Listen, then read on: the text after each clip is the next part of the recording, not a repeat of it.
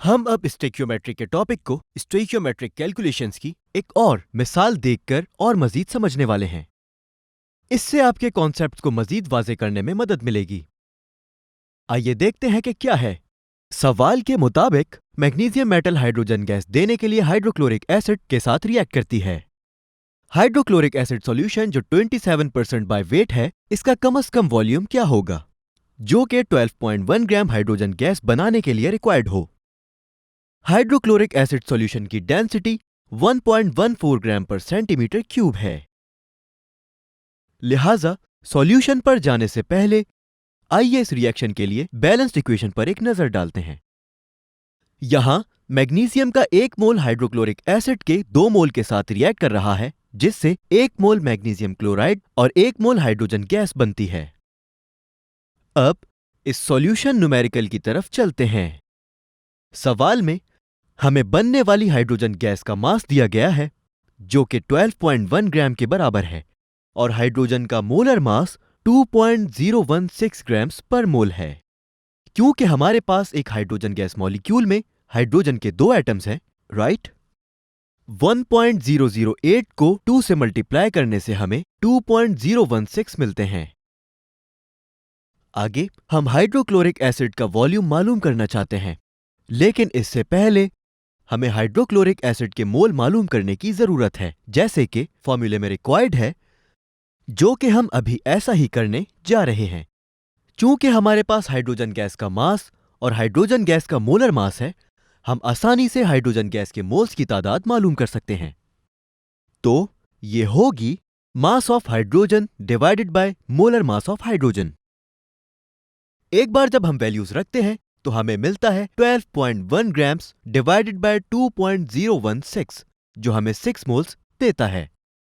तो अब हम जानते हैं कि इस रिएक्शन में हाइड्रोजन गैस के 6 मोल्स बनते हैं, है ना? आइए अब बैलेंस इक्वेशन से हाइड्रोक्लोरिक एसिड के मोल्स की तादाद को कैलकुलेट करें।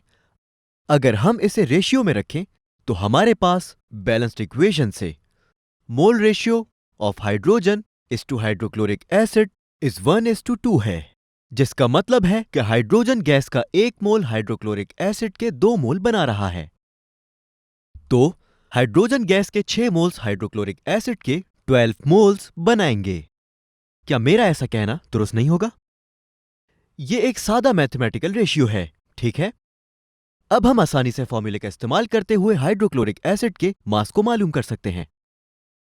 मास of hydrochloric acid equals two moles of hydrochloric acid multiplied by molar mass of hydrochloric acid, जो है 12 मल्टीप्लाई बाय 36.5। ये हमें 438 ग्राम्स देता है, जो कि हाइड्रोक्लोरिक एसिड सॉल्यूशन का मास है। लेकिन आपने यह अभी ऑब्जर्व किया है कि सवाल में यह भी बताया गया है कि हाइड्रोक्लोरिक एसिड का सॉल्यूशन 27% बाय वेट है। तो हमें यह जानना है कि यह 438 ग्राम सॉल्यूशन के कितने ग्राम्स का 27% बनाएंगे, है ना? ठीक है, यह वाज़े तौर पर 27% बाय वेट कहता है।